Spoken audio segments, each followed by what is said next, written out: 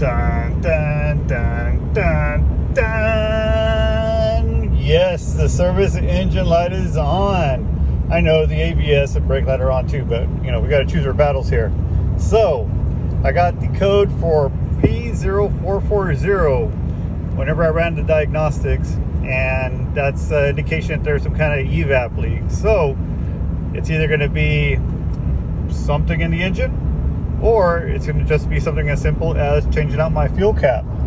So if you want to find out what I do in my 2002 Chevy Silverado 5.3 liter 1500 with 288,000 miles to fix this issue, to make that check engine light go away, be sure to hit the like button, subscribe, hit the notification bell, and you'll be notified whenever I upload a video on how to get rid of your P0440 code on your Chevy Silverado.